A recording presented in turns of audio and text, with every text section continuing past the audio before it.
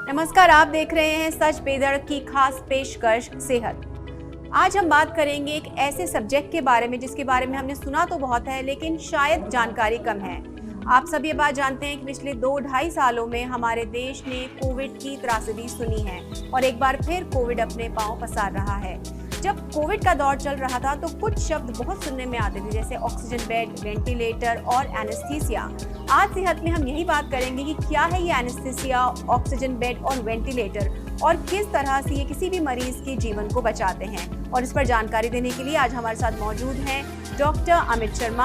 आप एक एनेस्थीसियोलॉजिस्ट हैं। डॉक्टर शर्मा, आपका हमारे शो पर बहुत बहुत स्वागत है। शुक्रिया मैडम। सबसे पहले तो हम ये जानना चाहेंगे, एनेस्थीसिया जो है, जिसको सुना तो बहुत है लेकिन इसके बारे में जानकारी बहुत कम है, ये एनेस्थीसिया होता क्या है? मैडम, एनेस्थीसिया मॉडर्न मेडिसिन की सबसे यंगेस्ट ब्रांच है। पिछले जो 170 साल में डेवलप हुई है। 1840-50 से पहले कोई जानता भी नहीं था जी। तब ऑपरेशन कराना एक बहुत बड़ा खतरनाक डर का संकेत माना जाता था। बड़े बड़े ऑपरेशन होते भी नहीं थे, तब वो सुपरफिशियल सर्जरीज होती थी, बहुत पेनफुल होती थी। जी। तब फिर एनेस्थीसिया की शुरुआत हुई। अमेरिका के अंदर कोई वेल्स बोल करके साइंटिस्ट थे, वो डेंटिस्ट थे। जी जी। अमेरिका में वेल्स बोल के डेंटिस्ट थे, तो वो कोई पार्टी कर रहे थे वहाँ, नाइट्रस ऑक्साइड नशे की तरह काम में लेते थे। लोगों ने वो काम में लिया। उस वक्त किसी को पाँव में चोट लग गई तो देखा दर्द नहीं हुआ, तो उन्होंने सोचा इसको चिकित्सा में काम में ले सकते हैं। तो उन्होंने फिर दांतों का एक्सट्रैक्शन करा के देखा जो पेन फ्री था। उसके बाद में मोटन नाम के एक डेंटिस्ट हुए। उन्होंने वापस से ईथर बोल करके एक केमिकल था वो यूज़ किया और उससे गर्दन का कोई उन्होंने ऑपरेशन कराया, वो पेन फ्री हो गया।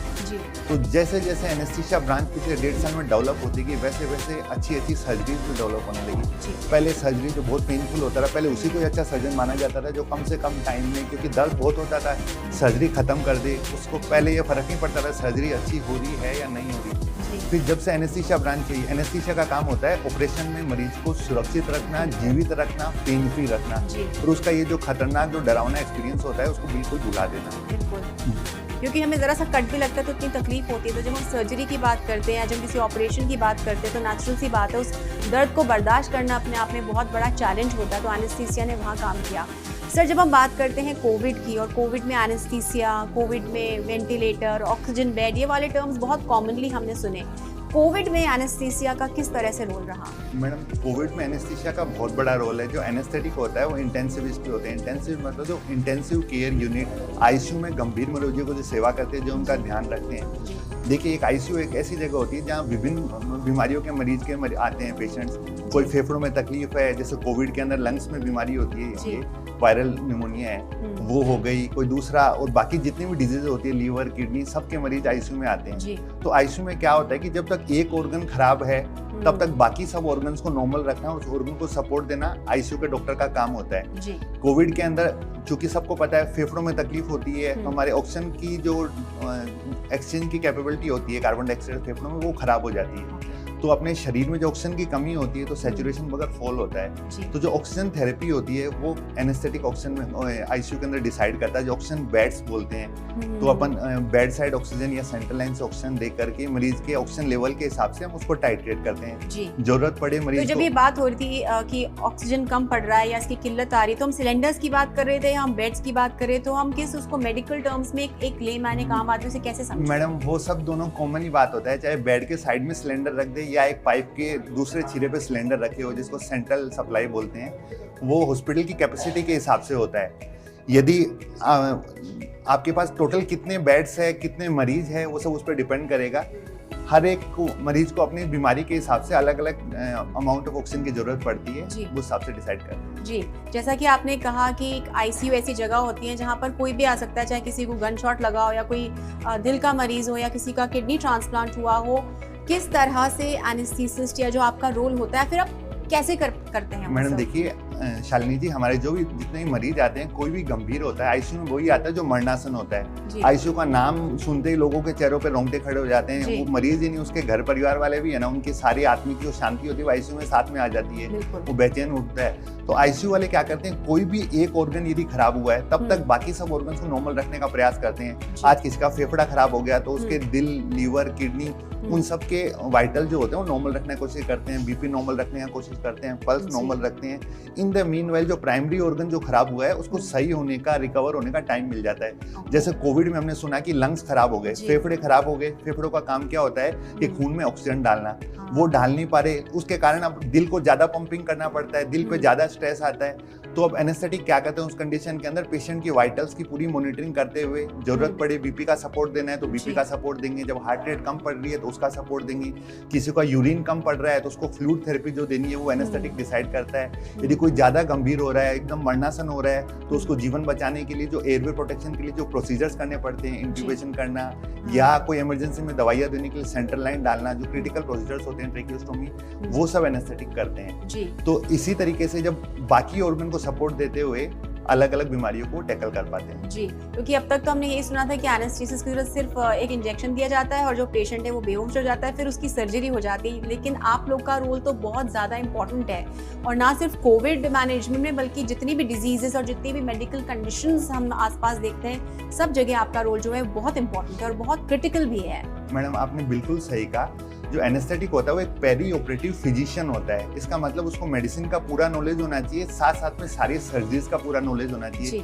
यदि कोई भी ऑपरेशन चल रहा है तो सर्जन का काम होता है उस बीमारी वाले पार्ट को काट के निकाल देना।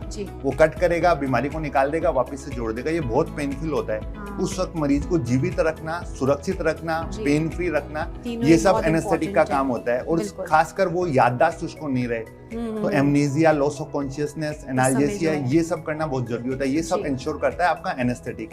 जितनी सारी ब्रांचेज है, सर्जिकल ब्रांचेज, उसको उन सब का नॉलेज होना भी जरूरी है। अब आगे क्या ऑपरेशन में क्या डॉक्टर अमित, इस पर हम आपसे चर्चा जारी रखेंगे। वक्त एक छोटे से ब्रेक का, एक छोटा सा ब्रेक लेकर फिर आपसे इस पर जानकारी और लेते हैं।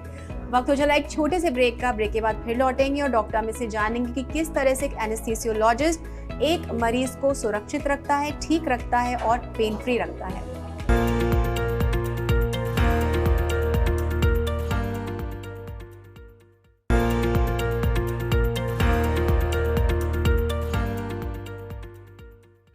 ब्रेक के बाद आपका स्वागत है और सेहत में आज हम बात कर रहे हैं एनेस्थीसियोलॉजी के बारे में और किस तरह से कोई भी एनेस्थीसियोलॉजिस्ट एक इंसान को, एक मरीज को नॉर्मल रखने में, उसे ठीक रखने में, स्वस्थ रखने में और पेन फ्री रखने में अपना जो रोल है उसको निभाता है। डॉक्टर अमित, आप बात कर रहे थे कि आपका रोल जो है बहुत क्रूशियल है और आप कैसे पेन फ्री, सुरक्षित, इतने सारे काम, और जो डॉक्टर्स हैं, जो आपकी ब्रांच है, उसमें हर चीज़ की जानकारी होनी चाहिए। तो सिलेक्शन तो बहुत पेचीदा होता होगा, इसमें तो सिलेक्शन भी इजीली नहीं होता होगा। बिल्कुल होता है, क्योंकि हम सोचते हैं कार्डियोलॉजी है या न्यूरोलॉजी है, नेफ्रोलॉजी, ये बहुत कॉम्प्लिकेटेड ब्रांचेस हैं। तो एनेस्थीसियोलॉजी जो है वो कहाँ स्टैंड करती है? देखिए, एनेस्थीसिया एक बहुत गंभीर ब्रांच है, क्रिटिकल ब्रांच है। उसका काम ही तब होता है, एक कहावत है कि surgeon is a captain of a ship but anaesthesiologist is a captain of sinking ship. यदि कोई डूबता हुआ जहाज होता है तो उसका कैप्टन एनेस्थेटिक होता है। यानी कभी भी कोई गंभीर स्थिति हो जाती है, मरीज एकदम मरणासन हो जाता है, सबके हाथ पांव फूल जाते हैं, उस वक्त तो एनेस्थेटिक का काम चालू होता है। यानी कोई सर्जरी चल रही हो और कुछ ऐसा प्रॉब्लम हो जाए, कोई कॉम्प्लिकेशन आ जाए, इस तरह से उसको मान लो कोई मेजर ब्लीडिंग होगी, 2-3 लीटर खून बह गया और कुछ भी कॉम्प्लिकेशन हो गया, तो एनेस्थेटिक का काम होता है उस मरीज को उस वक्त जीवित रखना, सुरक्षित रखना। जी। अगर मान लीजिए कोई आपके पास इमरजेंसी केस आता है जो सर्जरी का नहीं है, मान लीजिए कोई ब्लड लॉस हो गया, एक्सीडेंट है या फायर इंजरी है, कुछ भी है, वहाँ पर भी क्या आपका रोल रहता है? बिल्कुल, एनेस्थेटिक ही संभालते हैं सारे इमरजेंसी। बर्न्स में किस तरह से, मतलब बर्न वार्ड में किस तरह से काम करते हैं? बर्न्स में कोई मरीज आया, एकदम गंभीर है, पूरा झुलस चुका है, बहुत ज्यादा फ्लूइड लॉस हो चुका है, कोई इनहेलेशन बर्न्स है, तो उसके एयरवे में एडिमा आ जाता है, तो उनको सबसे पहले तो एयरवे प्रोटेक्शन की जरूरत पड़ती है। मान लीजिए अंदर इनहेलेशन इंजरी हो गई है, कार्बन मोनोऑक्साइड पॉइजनिंग हो गई है, तो हम उसको एयरवे सिक्योर करते हैं। उनके डिफिकल्ट लाइंस होती है, जो सेंट्रल लाइन डालना होता है, कोई वेनी सेक्शन करना होता है, वो हम लोग करते हैं। फिर किसी का बहुत ज्यादा फ्लूइड लॉस होने से बीपी बहुत ज्यादा फॉल हो जाता है, मरीज बेहोशी में है, तो हम उसका फ्लूइड का करेक्शन करते हैं। बर्न्स की ड्रेसिंग, पूरे चमड़ी जब उधर जाती है, ऐसे नहीं है, दर्द होता है उन ड्रेसिंग के अंदर, तो एनेस्थीसियोलॉजिस्ट को पेन फ्री करके उन ड्रेसिंग में हेल्प करता है। जब इमरजेंसी में कोई भी मरीज आता है, किसी का सिर्फ एक हाथ झुलस गया या कोई ट्रॉमा हो गया, तो उस हाथ को ग्लोव्स लगा के बिल्कुल पेन फ्री कर देता है। कहाँ तो मरीज को छूते ही ऐसा नहीं है दर्द हो रहा है, कहाँ दर्द एकदम गायब, तो पेशेंट को कंफर्टेबल करने का बहुत बड़ा रोल होता है एनेस्थीसियोलॉजिस्ट का। डॉक्टर, हमने देखा कि जब ये कोविड के केसेस हुए, उसके बाद में स्ट्रोक के केसेस बहुत ज्यादा बढ़ गए, तो जब इस तरह की, तो ये मिथ है कि बिकॉज ऑफ कोविड और स्टेरॉइड्स की वजह से जो है वो जो स्ट्रोक्स बढ़ गए हैं, तो क्या आपके पास ऐसे जब पेशेंट्स आते हैं तो आप किस तरह से उनको हैंडल करते हैं? मैडम, ये बिल्कुल भी मिथ नहीं है, कोविड के बाद में आपने कई सारे डॉक्टर्स की डेथ हो गई, जिनका जी। रीजन पता लगा, बहुत सारे लोगों की डेथ हुई। तो कोविड वैक्सीनेशन और कोविड के बाद में कोगुलोपैथी बढ़ गई है, खून गाढ़ा हो गया है। जी। और पुराने टाइम में तो हम लोग बोलते थे जरूरत से ज्यादा खूब एक्सरसाइज करो, आप स्वस्थ रहोगे। अब यदि एक्सेसिव एक्सरसाइज अचानक कर रहे हैं तो लोगों को हार्ट अटैक आ रहे हैं। जी। उसका रीजन ये है कि उनका खून गाढ़ा हो चुका है। कोविड के वैक्सीन का साइड एविडेंस बेस्ड मेडिसिन बोलती है कि कोविड के वैक्सीन की वजह से या बीमारी की वजह से, अभी तक हमें पता नहीं लगा है, लेकिन कोगुलोपैथी हो रही है, हार्ट अटैक, स्ट्रोक ज्यादा हो रहा है। जी। इससे बचाव का एक ही तरीका है, एक तो खूब पानी पिए, जी।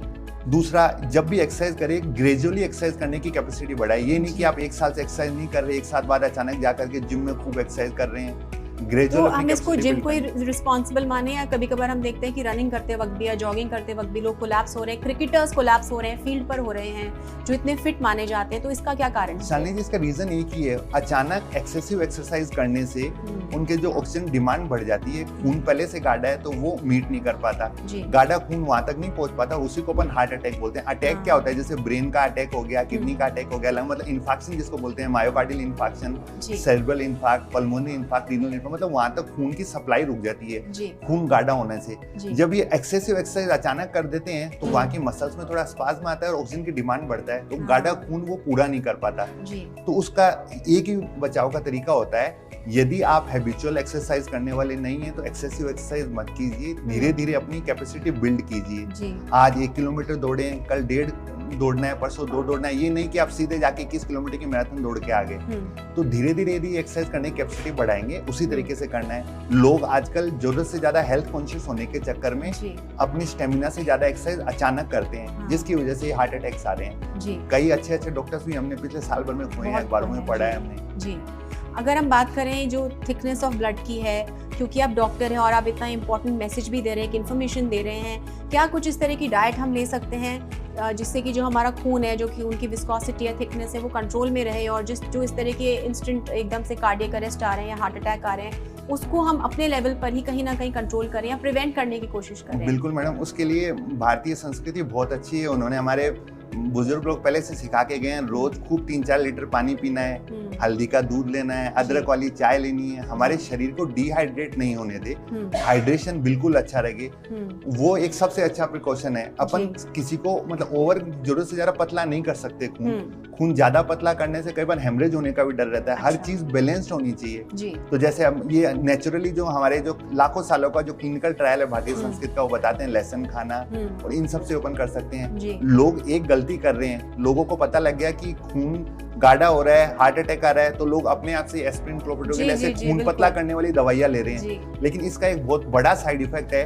कि उनकी वजह से मरीजों को हेमरेज ही हो रहे हैं। किसी का बीपी बढ़ जाता है तो सेरेब्रल हेमरेज हो जाएगा, वो जानलेवा हो जाता है। अब ये बीइंग एनेस्थेसियोलॉजिस्ट मैं आपको इसलिए बता रहा हूँ क्योंकि आईसीयू में ये सब देखते हैं हम लोग रूटीनली। कोई भी ऐसा गंभीर मरीज भले और ये बहुत जरूरी भी है क्योंकि हमारे जो व्यूअर्स हैं उनको ये बेसिक जानकारी होना बहुत जरूरी है कि आपका जो काम है वो सिर्फ आईसीयू तक सीमित या सर्जरी तक सीमित नहीं है, बट हर इंसान तक है आपकी जिम्मेदारी। तो आप प्लीज जरूर से हमारे व्यूअर्स को बताएं। हमारा काम यही होता है मरीज को सुरक्षित रखना, मरीज के जीवन को सुरक्षा ही एनेस्थीसिया का काम है। कोई भी गंभीर से गंभीर मरीज आ जाओ हमारे पास में, भले ही आईसीयू में आता है, भले कोई सांप काट के आ जाता है, भले कोई बिल्डिंग से गिर के आ जाता है, भले लड़ाई झगड़ा, ट्रैफिक एक्सीडेंट, हम सबसे पहला काम क्या करते हैं, मरीज को देखते हैं मरीज सुरक्षित है या नहीं है, जीवित है या नहीं है। जीवित नहीं है का हार्ट बंद पड़ गया तो हार्ट को चालू करने के लिए जो जी डॉक्टर अमित, आपके रोल के ऊपर और आपकी इंपॉर्टेंस के ऊपर आपसे बातचीत है वो जारी रखेंगे, लेकिन लेते हैं अभी एक छोटा सा ब्रेक। उसके बाद डॉक्टर अमित शर्मा से हम इस बात की जानकारी लेते रहेंगे कि किस तरह से आप अपने आप को वहां पहुंचने से पहले ही ठीक रख सकते हैं।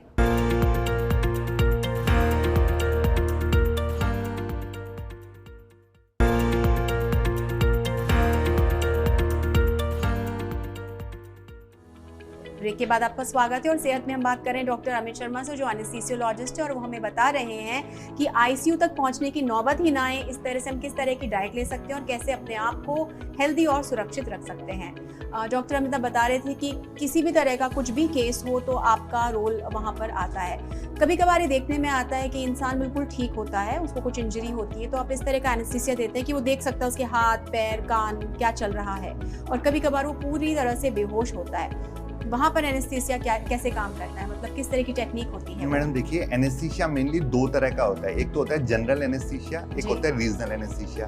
जनरल एनेस्थीसिया क्या होता है, देखिए भगवान ने हमारा शरीर बनाया है, हम जिस दिन पैदा होते हैं और जिस दिन मरते हैं तब तक हम श्वास लेते हैं, बीच में 1 सेकंड के लिए भी श्वास हमारा बंद नहीं होता, लगातार चलता रहता है। जनरल एनेस्थीसिया में डॉक्टर आपकी वो श्वास छीन लेता है, ऑपरेशन करता है, उतनी देर तक वो नकली श्वास की मशीन में वेंटिलेटर में डाल देता है, फिर जब उसका लगता है मेरा काम पूरा हो गया तो आपको वो श्वास लौटा देता है। ये काम भगवान के अलावा एनेस्थीसिया ब्रांच वाले डॉक्टर ही कर सकते हैं, जो मरीज की श्वास छीन करके उसको रोक करके जरूरत होने पर उसको वापस कर देते हैं। ये मरीज की सुरक्षा के लिए वो लोग करते हैं। और आजकल जो मॉडर्न एनेस्थीसिया इतना डेवलप हुआ है इसी की वजह से, इसमें क्या करते हैं कि कुछ दवाइयाँ दी जाती है जिससे मरीज को सबसे पहले सुलाया जाता है, फिर मसल रिलैक्सेंट्स दिए जाते हैं, इससे मरीज के सारे रिफ्लेक्सेस होकर मरीज पूरा बेहोश हो जाता है, फिर मरीज को वेंटिलेटर पे डाल दिया जाता है। फिर उसके बाद में मरीज को ऑपरेशन का किया जाता है। ऑपरेशन जब हो जाता है, ऑपरेशन के बीच में सारे के कोई ब्लड लॉस हो रहा है, कोई कॉम्प्लिकेशन हो रही है, उनको एनेस्थेटिक संभालता है। जब सब काम सुरक्षित तरीके से अच्छी सर्जरी हो जाती है तब मरीज को उसके श्वास वापस लौटा देता है। ये तो होता है जनरल एनेस्थीसिया,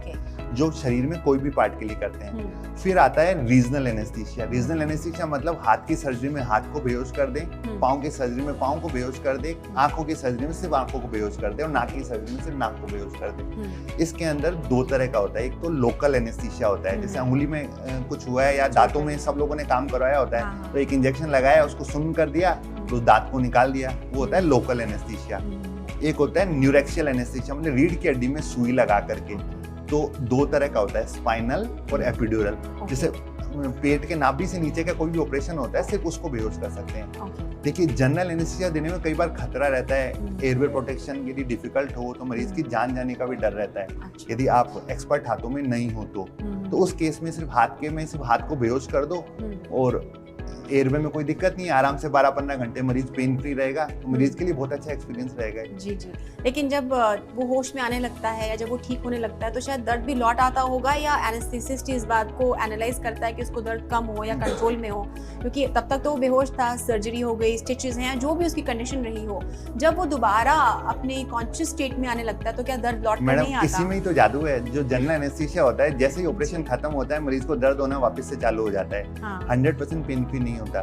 लेकिन जो रीजनल एनेस्थीसिया आजकल जो एडवांस टेक्निक जो आई है ब्लॉक्स की, उसके अंदर 12 से 15 घंटे तक पेन फ्री रहता है। मरीज ऑपरेशन थिएटर में आराम से मोबाइल पे मूवीज देख रहा है, गाने सुन रहा है, ऑपरेशन के बाद हंसता खेलता आ रहा है जैसे उसका ऑपरेशन हुआ ही नहीं है, और अगले 15 घंटे के लिए उसके हाथ में पूरा बेहोश रहता है, जिसको ब्रेकियल प्लेक्सस ब्लॉक्स बोलते हैं हाथ के लिए। और पाँव में जो पेट के नीचे का ऑपरेशन होते हैं लंबोसेक्रल ब्लॉक्स बोलते हैं। आजकल बहुत ही एडवांस टेक्निक आ गई है, जो PNS गाइडेड या सोनोग्राफी गाइडेड भी लगाते हैं, कई लोग ब्लाइंड भी लगाते हैं, तो उससे मरीज को दर्द का तो पता ही नहीं लगता। आप उसको देख के नहीं बोल सकते कि आपका ऑपरेशन हुआ है क्या। जी, आजकल हर चीज़ में बहुत ज़्यादा क्या कहते हैं इंटरवेंशंस आ गए हैं, टेक्नोलॉजिकल एडवांसमेंट्स आ गए हैं। आपकी फील्ड में किस तरह की नई मशीनरी, टेक्नोलॉजी, आर्टिफिशियल इंटेलिजेंस क्या यूज़ होने लगा है? बिल्कुल मैडम, हमारी फील्ड में बहुत अच्छा डेवलपमेंट हुआ है। सबसे पहले तो आजकल कई बार रीढ़ की हड्डी में हम लोग सुनते हैं गद्दी खिसक गई है, डिस्क खिसक गई है, तो मरीज को सciatica या लंबर पेन होता है, तो आजकल C-arm गाइडेड हम लोग ब्लॉक्स लगाते हैं, जिसको एपिड्यूरल ब्लॉक भी बोलते हैं, सिंगल नर्व रूट ब्लॉक भी बोलते हैं, तो उस मरीज को पेन फ्री कर देते हैं। कई मरीजों को एक सुसाइडल डिजीज बोलते हैं, ट्राइजेमिनल न्यूरल्जिया। इतना ऐसा नहीं दर्द होता है चेहरे पर कि मरीज सोचता है भगवान आपने मेरे को जीवन क्यों दिया, लेकिन एनेस्थेटिक वहाँ पे C-arm गाइडेड या फ्लोरोस्कोपी गाइडेड ब्लॉक्स लगा करके उनको दर्द को पूरी तरह गायब कर देते हैं। ये जो आपने जितनी भी हमको इन्फॉर्मेशन दी है वाकई बहुत इंटरेस्टिंग भी और नई भी हमारे लिए, लेकिन चलते चलते आप हमारे व्यूअर्स को क्या कहना चाहेंगे? देखिए, मैं अपने आपके व्यूअर्स को एक ही बात बोलना चाहूँगा कि ये जीवन अनमोल है, भगवान ने दिया है, और भगवान से बड़ा साइंटिस्ट या डॉक्टर कोई नहीं है। आपके शरीर में कोई भी गड़बड़ी है तो भगवान ने अलर्ट सिस्टम बना के भेजा है। कोई इन्फेक्शन होगा तो बुखार आएगी, कोई फूड पॉइजनिंग होगा, उल्टी आएगा, दस्त आएगा, या कोई भी बीमारी, हार्ट का कोई तकलीफ होगी तो चेस्ट पेन आएगा, फेफड़ों की दिक्कत होगी तो खांसी आएगी। ये वार्निंग साइन भगवान ने बना के भेजे हैं, आप कभी भी इनको इग्नोर नहीं करें। आपको भगवान ने कोई सिम्टम दिया है तो क्वालिफाइड डॉक्टर के पास जाइए, उसका इलाज कराइए, तो आपकी हमारे जैसे ICU के डॉक्टर के पास आने की नौबत ही नहीं पड़ेगी। यदि हम लोग कोई लापरवाही करते हैं या इग्नोरेंस होती है तब बहुत बार ऐसा होता है कि हमारे पास आने की संभावना पड़ जाती है। तो एक ICU तक पहुंचने की नौबत नहीं है यदि आप पहले सिम्टम को ही मतलब परख करके समझ के डॉक्टर के पास चले जाएं। जी डॉक्टर अमित, आपने हमें जो भी इन्फॉर्मेशन दी, हमें पूरी उम्मीद है कि हमारे व्यूअर्स को उससे बहुत फायदा मिलेगा। तो जैसा कि डॉक्टर साहब ने कहा कि हमारी बॉडी हमें खुद वार्निंग सिग्नल्स देती है, तो कभी आपको कुछ महसूस होता है तो एक्सपर्ट के पास जाइए, उन वार्निंग सिग्नल्स को समझिए, स्वस्थ रहिए, मस्त रहिए, खुश रहिए और सेहतमंद रहिए। डॉक्टर अमित, आप हमारे शो में आए इसके लिए बहुत बहुत धन्यवाद। बहुत बहुत शुक्रिया मैडम।